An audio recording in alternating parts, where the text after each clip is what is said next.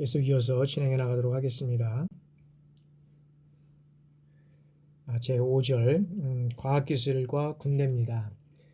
자, 현대 국가의 민간 엘리트들은 현대 과학기술과 국방과학기술 관계를 이해하고 그 다음에 적용할 수 있는 능력을 갖춰야 한다라고 말씀을 드릴 수 있습니다. 왜 그러냐면 과학기술이란 자연현상의 어떤 객관적인 법칙을 탐구해서 인간 생활에 유용하게 응용하는 어떤 실용적인 목적을 가진 생산수단의 체계로서 이를 국방에 적용했을 때 이것을 국방과학기술이라고 합니다. 그래서 민간과 군의 개발은 따로따로 떨어질 수 없는 것이 아니라 이 민간에서 개발한 것을 이 국방에 적용했을 때 어떻게 됩니까? 이 국방과학기술이라고 한다는 거죠. 그래서 민간이 얼마만큼 그런 기술 개발과 그런 어떤 과학 기술이 되어 있느냐에 따라서 군도 거기에 따라가는 거잖아요. 그래서 우리나라도 요즘 보면 과거에는 그런 무기들을 외국에서 어떤 면에서 보면 우리가 개발하는 능력보다는 외국에서 어떤 면에서 구매해오는 것이 더 여러 가지 어떤 개발 비용이라든지 그런 것들이 더 시간적인 요소라든지 이런 것들이 더 쌌지만 지금은 이제 우리나라의 어떤 그런 그 반도체와 관련돼서 IT와 관련돼서 이 개발 속도가 엄청나게 빠르기 때문에 우리나라도 이제 스스로 이런 것들을 개발할 수 있는 능력이 이제 뭐 다 그런 건 아니겠지만 이제 개발할 수 있는 이러한 이제 어떤 그런 단계에 와 있다는 거죠. 그래서 이제 실질적으로 보면 이런 어떤 그 과학기술, 국방과학기술을 통해서 새로운 어떤 무기들이 이제 다양하게 이제 나올 수 있다는 거죠. 자, 그래서 이 과학기술은 군대 발전에 있어서 전쟁의 어떤 발전이라든지 민군 겸용기술의 발전, 군사 전력기술에 직접적인 영향을 미치고 있다는 것이죠. 이 과학기술은. 그래서 첫 번째 보면 자, 과학기술과 전쟁의 관계다라고 우리가 이제 볼 수 있는데 자, 이런 것들 들어가기 전에 다시 한번 살펴보겠습니다. 자, 미국과 유럽 강대국들은 실질적으로 보면 제1차 세계대전과 2차 세계대전을 겪으면서 이제는 이 운송수단의 속도가 기술 수준의 어떤 척도임을 깨닫게 된다는 거죠. 그래서 항공기 속도 올리기에 이제 주력을 하게 됩니다. 그래서 소리의 어떤 속도가 마의 장벽이라는 이 한계에 직면하게 된다는 거죠. 그래서 미국은 극한 기술에 이제 지속적으로 도전하게 된다는 거죠. 그래서 1947년에 어떤 벨사의 S1기가 이제 인류 최초의 음속 돌파에 성공하게 된다는 거죠. 그래서 인간이 새보다 몇십 배의 빠른 속도로 하늘을 누비게 된다라는 것을 통해서 이제 개발을 하게 되고요. 그거 못지않게 이제 우주 개발을 통해서 이제는 범세계적인 어떤 그런 방어 계획을 수립을 통해서 이제 본토뿐만 아니라 그 다음에 어떤 해외 주둔, 그다음 우방국에 여기에는 이제 미사일 어떤 그런 방어 체제를 이제 구축하게 됩니다. 그러면서 자, 이와 같은 이 과학기술의 역사적 사건들이 이제는 말해주듯이 실적으로 미국이 세계를 지속적으로 지배할 수 있는 것은 뭐냐 하면 당대의 어떤 일반 기술로서는 성공하기 어려운 극한 기술의 어떤 개발을 통한 군사력 건설에 있다는 것입니다. 이 군사력 건설을 어떤 면에서는 이 군사무기, 최고 어떤 군사무기를 가지고 있지 않다고 하면 미국이 세계를 지배할 수 없다는 거죠. 그래서 자, 이 과학기술은 아까도 했지만 군대 발전에 있어서 이 전쟁의 발전이라든지 민군 겸용기술의 발전, 군사 전력기술에 직접적인 영향을 미치기 때문에 그건 상당히 중요하다는 거죠. 그래서 그 내용들을 우리가 살펴보면 첫 번째는 자, 과학기술과 전쟁의 관계이다. 자, 인류의 역사는 전쟁의 역사였다고 볼 수가 있습니다. 그래서 이 전쟁의 역사는 따지고 보면 과학기술의 역사로 또 발전돼 왔다라고 우리가 볼 수 있습니다. 그래서 엘빈 토플러는 자, 제1의 물결 시대에서 농업사회에서는 이 백병전으로 칼이라든지 창이라든지 활, 방패 뭐 이런 그 원시적인 어떤 전쟁 기술에 의해서 이제 진행되었다고 한다고 하면 제2 물결 시대는 이제 산업사회로 들어오면서 자, 이 화학 발명과 더불어서 이제는 화학이 발명됨으로 해서 거기에 뭐가 되냐면 대포, 전차, 그다음에 원자폭탄, 그다음에 대량 화력으로 이 무차별 대량 파괴를 할 수 있는 살육전을 지행하는 이런 것들을 이런 무기들이 이제 제2의 물결 시대를 산업사회 시대에 이제 들어오면서 이제 개발이 됐고요. 제3의 물결 시대에는 뭐가 들어오냐면 이제는 여기는 지식정보화 시대. 그래서 하이테크전으로서 이제는 정밀 유도 무기 이런 것들을 어떤 주민 파괴를 하고 주문 파괴를 하고 그다음에 실시간에 어떤 정보 획득 그다음에 처리하고 타격 이런 어떤 기능을 하는 이러한 무기들이 이제 개발이 된다는 거죠. 그래서 이제 그 범위도 보면 자, 우주 전쟁으로 확대됨으로 인해서 대량 파괴와 그다음에 대량 살상 없이도 이제는 승리가 가능하게 이제는 되는 그러한 시대가 됐다는 거죠. 그래서 그 가능성은 언제 우리가 볼 수 있었냐면 1991년 걸프 전쟁이 이제 시작됨으로 됐고 그다음에 이제 2003년 이라크 전쟁을 통해서 그 현상을 확인할 수 있었다는 거죠. 그래서 우리가 이라크 전쟁이라든지 걸프 전쟁을 통해서 보면 이게 보면 우리가 그냥 예를 들어서 폭격을 하는 것이 아니라 그 어떤 중요 어떤 그런 요인 사살이라든지 그다음에 중요 어떤 그런 기지 이런 것들을 폭파하는 이런 현상들을 우리가 볼 수 있었습니다. 그래서 21세기의 전쟁은 지식 정보가 이제는 전쟁의 승패를 결정짓는 핵심 요소가 되고 있다라고 우리가 볼 수 있다는 거죠.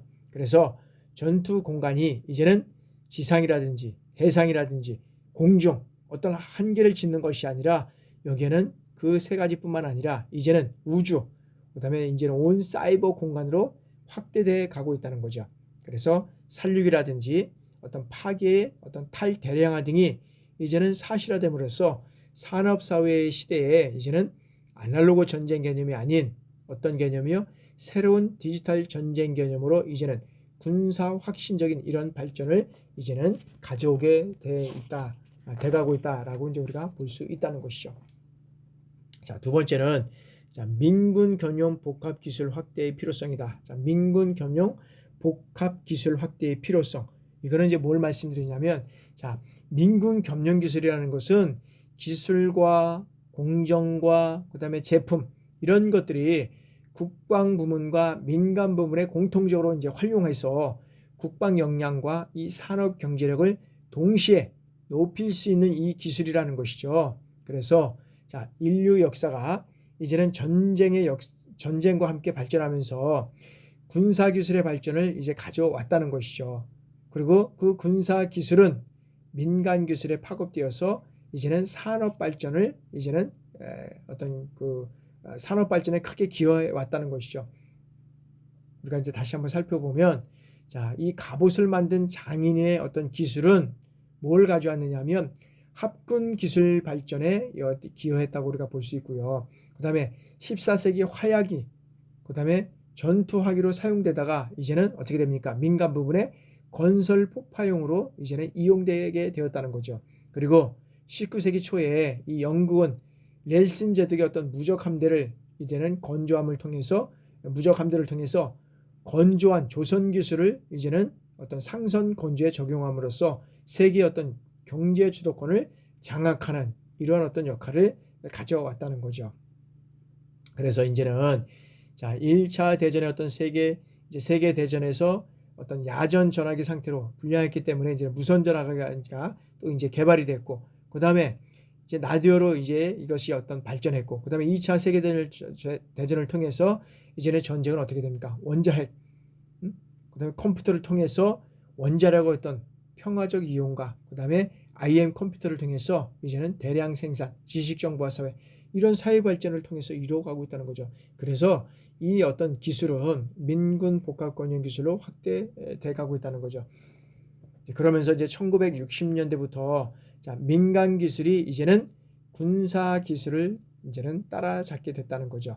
그 경우에 따라서는 앞질러가는 이런 어떤 발전 속도를 보였다는 거죠. 그리고 70년대부터는 미국은 민군 겸용 복합 기술 개발 이 사용이 이제는 시작됨으로 인해서 1991년에 걸프 전쟁 시에는 자, 민수용으로 개발했던 어떤 주요 부품을 첨단 무기에 이제 조달해서 사용을 했고요. 2003년도 이라크 전쟁에서는 무기 체계 혁신에 어떤 결정적인 기여를 했다고 볼 수 있다는 거죠. 그동안 우리 한국도 보면 1970년대 이제 자주 국방 정책을 도입함으로 인해서 국방과학 기술을 이제는 가져왔잖아요. 그리고 그것은 어떤 군의 어떤 전략가뿐만 아니라 민수 분야의 어떤 기술력 향상도 이제 크게 우리가 기여했다고 볼 수 있다는 거죠. 그리고 1998년도 이제 4월 10일에는 민군 겸용 기술사업 촉진법이 이제는 제정돼서 민가 군 겸용 기술 체계 구축과 이제는 실천을 제도함으로써 이제는 여기에서는 민군 겸용 기술의 어떤 중요성은 군사 분야와 비군사 분야를 포괄하는 어떤 총체적인 어떤 국가적 대응 능력을 향상시킬 수 있었다는 거죠. 그래서 이것은 신속한 민군 기술의 전환 체제를 구축함으로써 이제는 국가 동원 능력을 향상시키고 연구 개발 자원의 어떤 저비용, 그다음에 고효율성을 가져올 수 있었다는 이러한 계기가 이제는 민군 경영의 어떤 그런 기술의 복합성이 이제는 이루어졌다라고 우리가 이제 볼 수 있었다는 거죠. 자, 다음에는 이제 세 번째는 과학기술과 군사 전략의 어떤 선행성의 논쟁이다. 이 선행성의 논쟁은 뭐냐면 새로운 군사 전략이 과학기술을 선도하느냐 아니면 이 과학기술 발전이 군사 전략을 선도하느냐 이러한 문제였다는 거죠. 그래서 미국의 어떤 로먼 스워츠쿠프 장군은 이 걸프 전쟁이 과학기술의 어떤 승리였다. 과학기술이 없었다면 이 걸프 전쟁은 어떤 면에서는 승리를 거둘 수 없을 수 있었다라고도 볼 수 있다는 거죠. 그리고 군사 전략이 또 과학기술의 어떤 결정적 어떤 면에서 보면 이 과학기술을 결정한 것이 아니고 과학기술이 이 군사 전략을 좌우하는 것이 미국의 현실적 문제라고 지적함으로써 이제는 현대전에서 과학기술의 중요성을 어떤 면에서는 일깨워 주었다라고 우리가 본다는 것이죠. 그러한 측면에서 보면 이 토민 프랭크 장군은 2003년도에 이라크 전쟁에서 승리는 과학기술에 의한 선제 공격 안보 전략, 그 다음에 충격과 공포 군사 전략, 그 다음에 신속 결정적 작전술 이런 것들을 수행할 수 있는 지식이라든지 정보 획득 체계, 정밀 유도 무기 체계 이러한 결과였다고 말하였다는 것이죠. 그래서 과거에 어떤 역사적 경험과 논쟁의 주류가 어떻게 전개되었던 간에 지식 정보화 시대의 어떤 전쟁은 이런 어떤 양적 차원이 아니라 이제는 어떤 측면에서 질적 수준에 의해서 결정될 수밖에 없다는 거죠. 아무리 많은 어떤 그런 박격포, 어떤 많은 그런 포가 있다 하더라도 이러는 그 양적인 것이 아니라 이제는 현대전에서 우리가 보면 드론전이라든지 예를 들어서 이런 것들 이런 것들로 인해서 결정될 수밖에 없다는 거죠. 이제는 양이 아니라 질적 측면에서 이런 어떤 과학기술의 어떤 군대의 발전은 가져올 수밖에 없다라고 우리가 볼 수 있다는 거죠. 따라서 과학기술의 발전은 어떤 군의 정책, 그 다음에 전략, 지휘체계, 조직 및 무기체계, 그 다음에 전장 관리 등 이런 것들이 어떤 절대적인 어떤 영향을 미치기 때문에 민군 겸용의 어떤 복합체제 국방과학기술을 발전시켜 나가야 한다는 것이죠. 그래서 민과 군이 이런 겸용의 복합적인 이런 국방기술을 발전시켜 나가야지만 민뿐만 아니라 국가도 서로 발전해 나갈 수 있다라는 거죠. 민군 산업이 군의 발전을 가져왔고 군의 발전이 또 민군의 발전을 가져왔다고 우리가 봐야 한다는 것이죠. 다음에는 이제 제 6장을 우리가 이제 살펴보도록 하겠습니다. 제 6장. 국민의식과 군대입니다. 현대 국가에서 민군 엘리트들은 항상 군대와 국민의식의 변화를 이해하고 그 다음에 선도할 수 있는 이 자질이 있어야 하고 국가의 어떤 국민은 태어나면서부터 국가의 어떤 방위자가 되어야 된다라고 할 수 있다는 것이죠. 국가는 각 개인의 어떤 삶과 가정의 행복을 보장해 주는 터전이 되기 때문에 국민은 국방의 의무를 지게 된다는 것이죠. 그래서 현대 국가에서 국가 안보에 대한 민군 간의 어떤 책임과 실천은 대단히 중요한 어떤 현실적 과제가 된다라고 할 수 있습니다. 따라서 국가적으로나 사회적으로 이 부와 직위가 높을수록 국방에 대한 어떤 관심이 부족하거나 또한 국민의 어떤 4대 의무인 병역 의무를 소홀히 했을 때는 국민의 어떤 통합을 해치게 한다는 것이죠. 그렇다고 한다면 여기에서 보면 자, 국가와 국방 그리고 개인 관계는 어떻게 설정되어야 할 것인가 라는 것을 우리가 살펴봐야 한다는 것이죠. 국가와 국방의 관계는 어떻게 설정되어야 할 것인가 라는 것이죠. 그래서 우리도 이제 요즘에 보면 우리나라에서 용납이 안 되는 것이 뭐 국민들의 어떤 용납을 안 되는 것들하면 어떤 국방의 의무, 그다음에 교육입니다. 이것을 잘못하면은 뭐 보면은 대통령 선거에서도 보면 떨어지는 경우도 있고 뭐 또 여러 가지 어떤 교육을 잘못했을 때 보면 교육적인 요소가 잘못했을 때 보면 또 우리가 뭐 예를 들어서 보면 학위를 취소한다든지 그다음에 입시와 관련돼서 입학을 취소한다든지 졸업을 취소한다든지 이러한 요소까지 우리가 갈 수 있는 것을 보고 있잖아요. 그래서 보면 특히 뭐 선진국뿐만 아니라 우리나라에서도 보면 이 국방과 교육의 문제는 상당히 중요한 요소를 우리가 가지고 있고 특별히 우리가 앞에 살펴봤지만 자, 이 어떤 국방의 요소를 즉 병력의 의무를 소홀히 했을 때는 국민의 통합을 가져올 수밖에 없다는 거죠. 해친다는 거죠. 그런 측면에서 우리가 이해하지 않으면 안 된다는 거죠. 자, 첫 번째는 그러면 이 국가와 국방 어떻게 설정되어야 할 것인가. 자, 국가와 국방의 관계에서 여기에는 노블리스 오블리제 이거는 이 정신을 우리가 가져가지 않으면 안 된다. 자, 국가 안보는 자, 국가와 개인의 생존과 직결된 문제이기 때문에 헌법에서 자, 국민의 의무 중 이 병력 의무는 납세 의무, 교육의 의무, 또 근로의 의무에 비해서 최우선적으로 우리가 국방의 의무를 얘기를 하고 있다는 거죠.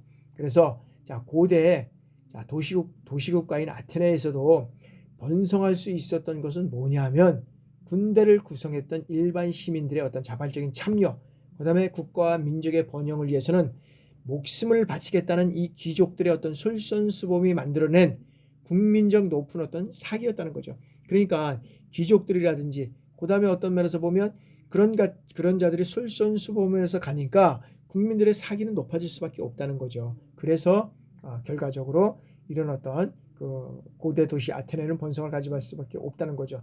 그러나 아테네가 피정복민들을 노예로 부리거나 또 군대에 대신 보내고 그들을 군대에 대신 내보내고 자신들은 어때요? 군대에서 빠져서 풍요와 향락을 그다음에 탐닉함으로써 아테네의 시민 군대는 어떻게 됐습니까? 붕괴되고 멸망하게 됐다는 것이죠. 그래서 이러한 요소는 아테네를 본받아서 우리 현대 국가를 어떻게 바라볼 것이냐. 그래서 현대를 바라볼 때 미래의 비전이 있는 것이 아니겠습니까? 그래서 다른 나라를 또 우리가 한번 살펴보면 그 몽골 제국을 건설한 징기스칸은 자, 전쟁터로 출전할 때마다 내 아들을 항상 이 선두에 세워 병력을 지휘토록 했다는 거죠. 그리고 1차 세계대전과 2차 세계대전 시에 영국의 어떤 귀족자들 중에서 그다음에 이튼과 헤로우 고등학교 이제 마지막으로 이제 한번 살펴보겠는데요. 헤로우 고등학교를 졸업한 장병들이 여기에서는 이 전사를 하게 된다는 겁니다. 이 인원은 양교에서 어떤 10년간 배출한 졸업생 숫자에 해당한 엄청난 인원이 여기에서는 전사를 하게 됐다는 거죠. 또한 6.25 전쟁 시에는 자, 미국의 어떤 상류층 자제들이 많이 참전해서 상당한 인원이 전사를 하게 됐다는 겁니다. 그리고 포클랜드 전쟁 시에는 영국의 어떤 앤드루스 왕자가 가장 위험한 이 해상 헬기 조종사로 참여하게 됐다는 겁니다. 그래서 국가에 대한 어떤 희생과 봉사정신 그리고 이 전사 사실을 가문의 명예로 전승하고 있는 이러한 풍토는 영국과 미국을 세계의 어떤 국가 지도자 국가로 만드는 원동력이 되었다는 것입니다. 자, 그러나 우리가 한국적인 요소를 우리가 한번 살펴보도록 하겠습니다. 자, 한국은 어땠냐라고 우리가 한번 보면 자, 한국의 지도자와 어떤 사회 지도층을 자제들이 6.25 전쟁 참전 기록은 실적으로 보면 찾기가 어렵다는 거죠. 그래서 평시 군복무 미풀은 일반 국민들에 비해서 몇 배가 됨으로써 신분이 높을수록 사회적 의무와 책임도 비례해서 무겁게 져야 한다는 노블리스 오빌리주 이 정신이 실질적으로 봤을 때는 우리나라에서는 거꾸로 가고 있다. 근데 이제 잘 된 겁니다. 이제부터 우리가 뭐 예를 들어서 민주화되면서 장관도 나오면서 그다음에 각종 어째 요직에 거친 사람이 여기에서는 이제 좀 문제도 있지만 우리가 이제 보면 인사청문회를 거쳐가잖아요. 그런 측면, 그다음에 그런 어떤 장관들이 인사청문회를 거쳐가면서 본인뿐만 아니라 그 자제에 대한, 군에 대한, 교육에 대한 이런 측면이 이제는 모든 것들이 다 이제는 예를 들어서 오픈되잖아요. 그러다 보니까 이제 거기에서 낙마하는 사람도 많고 이제는 우리가 이런 어떤 단계까지 왔다는 거죠. 그러나 우리가 6.25 전쟁 시에는 그러한 어떤 자제들이나 이런 것들이 감히 뭐 갈 수 없는 이런 상태가 될 수밖에 없었다는 거죠. 그리고 그런 어떤 의식도 좀 안 돼 있었고요. 그러나 이제는 그러한 것들이 이제는 변해가고 있다. 그래서 자, 국가적, 사회적 지도층의 어떤 부정부패와 정신적, 육체적 이 병력으로 인해서 병력을 면제받는 사람들은 자, 국가적으로, 사회적으로 지도자로서의 어떤 도덕성이 부족하고, 그 다음에 국가가 위기에 처했을 때 이 극한적인 어떤 상황에서 국가적 차원의 이 어려운 이런 결단을 내리는데 어떤 고통의 한계를 이겨낼 수 없기 때문에 지도자들로서의 어떤 자격이 부족할 수밖에 없다라고 본다는 거죠. 그래서 여기에는 앞으로 자, 국가적 사회적 지도자가 되기 위해서는 어떻게 됩니까? 투철한 국가의식과 그다음에 국방의무에 대한 어떤 사명감을 갖고 국가가 어려운 상황에 있을 때 일반 시민들보다 가장 어려운 장소에 그리고 가장 먼저 그다음에 가장 먼저 임무를 수행할 수 있을 때 일반 국민들로부터 뭘 한다니까? 신뢰와 존경을 받을 수 있고 국가 통합을 이룩해서 국가 발전에 기여할 수 있는 이러한 지도자가 될 수 있다라고 우리가 본다는 것이죠. 그래서 자, 사회 지도층이라든지 국가 지도자들은 노블레스 오브제 정신을 우리가 가지고 우리가 가야 된다. 자, 두 번째는 자, 군대는 젊은 사람들에게 참다운 삶을 체험케 하는 기관이고 어떤 교육의 장소이다 라고 우리가 볼 수 있다는 거죠. 그래서 우리가 과거에는 어떤 민간 사회의 어떤 비속어로 우리가 보면 군대에 대한 어떤 여러 가지를 많이 비하하고 이런 것들을 많이 있었습니다. 그래서 군대 면제를 받는 자는 뭐 무슨 자식, 그 다음에 무슨 뭐 상근벽으로 가는 사람은 무슨 자식, 현역은 어떤 자식, 뭐 이런 것들을 해서 상당히 많은 비속어, 비어로 해가지고 군에 대한 어떤 그런 것들을 사기를 깎아내리는 이런 상황이 많이 있었다는 거죠. 그래서 꿈과 용기가 가장 왕성한 젊은 시간을 군에서 보낸다는 것은 일부 어려운 면도 분명히 있습니다. 그러함에도 불구하고 긴 인생살이에서 긍정적 측면이 더 많다고 하는 사실을 우리가 깨달아야 할 것입니다. 그래서 군대에서의 시간은 자기 자신과의 가장 많은 대화를 하는 시간이고 자기 자신과 가장 철저하게 싸우면서 가치관을 정립한 시간이라는 거죠. 그래서 민간사회의 어떤 가치관, 청년기의 어떤 가치관, 군인의 어떤 가치관, 이 가치에서 온 체험적 혼란을 군대라는 용광로에 끓이고 녹여서 삶의 목적과 방향을 결정하고 미래사를 개척해 나갈 수 있는 인내력과 이런 창조적인 가치관을 확립해서 다시 태어날 수 있는 이러한 시간이 즉 군대에서만 가질 수 있는 시간이라는 거죠.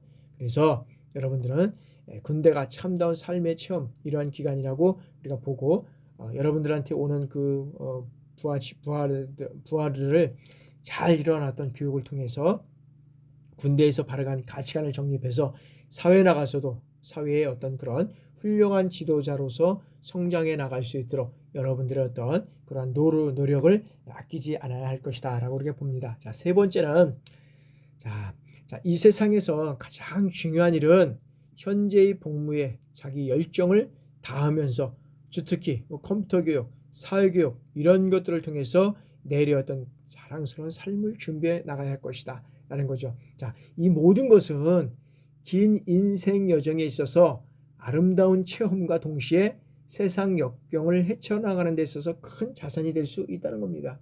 여러분들 군에서의 어떤 그런 생활이 뭐 과거의 어떤 국방부 시계는 뭐 어떻게든 뭐 돌아간다 이렇게 했지만은 지금은 그런 우리가 시간을 소비하는 것이 아니라 군에서 여기에서는 이러한 주특기, 컴퓨터 교육, 그다음에 사회 교육 이런 것들을 통해서 사회의 어떤 지도자로서 성장해가는 이런 어떤 군의 기관들을 가지고 자랑스럽게 이제 내가 군대에서 이러이러한 역할을 했기 때문에 사회에서도 정말 잘할 수 있다라는 것들을 우리가 얘기를 할 수 있는 그런 자세를 가져가야 된다라고 볼 수 있습니다. 자, 그래서 국가의 튼튼한 안보 위에 이 통일과 번영을 이룩하기 위해서는 군 간부는 물론 신세대의 어떤 젊은 사람들은 군복무를 자랑스럽게 생각하고 국가적, 사회적 지도자들은 노블레스 오블리주 정신, 이 오블리주 정신에 입각해서 철저한 자정 의지와 개혁을 위한 실천적 노력을 해야만 한다라고 우리가 볼 수 있다는 것이죠. 그래서 우리가 이제 영국의 이튼 스쿨에 우리가 아까 영국의 이튼 스쿨과 그다음에 해로우 스쿨 고등학교를 우리가 잠깐 우리가 살펴보기 전에 뭐 저희 자녀도 군대 2명이 이제 뭐 저희도 뭐요 남자 아이만 이제 2명이 있어서 다 군대를 갔다 왔습니다. 큰 아이는 이제 34단에서 근무를 했고요. 작은 아이는 이제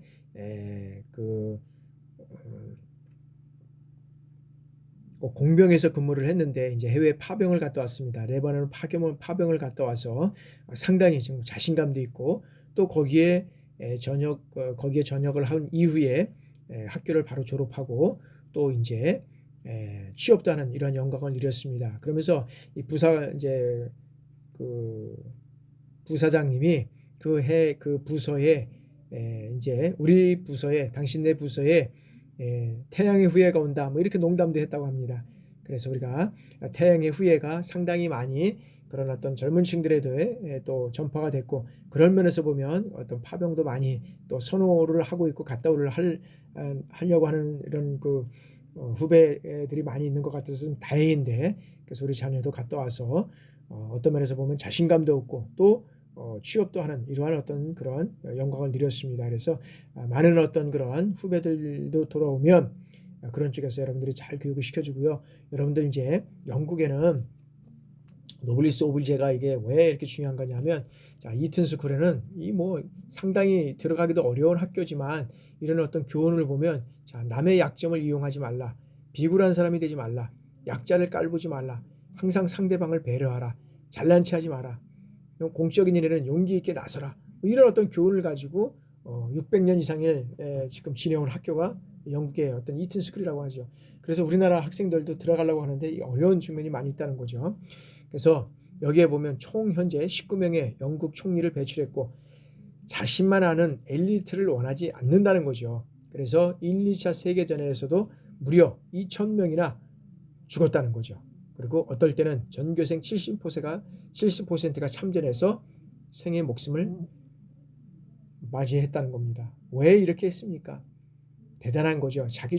자기의 죽음이 어떤 면에서 보면은 가치 없는 것이 아니라 이런 가치 있는 이런 죽음을 통해서 이 이튼 스쿨이 세워졌고 그리고 영국의 어떤 면에서 보면 해가 지지 않는 나라, 지금은 여러 가지 경제 어려운 점도 있지만 그런 나라로 성장해 나간 어떤 배경에는 이런 어떤 그 배경이 있었다는 거죠. 그리고 해로우 스쿨 같은 경우에도 1572년에 영국의 어떤 처음에는 다 공립으로 세워졌지만 나중에는 이제 사학으로 이제 변해갑니다. 엘리자베스 1세에 의해서 여기서 이제 설립이 됐죠. 그리고 윈스턴 처칠, 그 유명한 처칠을 비롯한 7명의 영국 수상이 어떤 수상과 위대한 정치학자들이 많이 배출된 이런 학교들을 배출하고 있다는 거죠. 그래서 이튼 스쿨과 해로우는 양교가 어떤 면에서 보면 성우 선의의 경쟁을 통해서 여러 가지 발전해 나가고 있다는 거죠. 그래서 이 학교에 나온 학교들은 영국의 어떤 유명한 학교들을 많이 들어가고 있고 그 또 정치 지도자로서의 역할을 해나가고 있다는 거죠.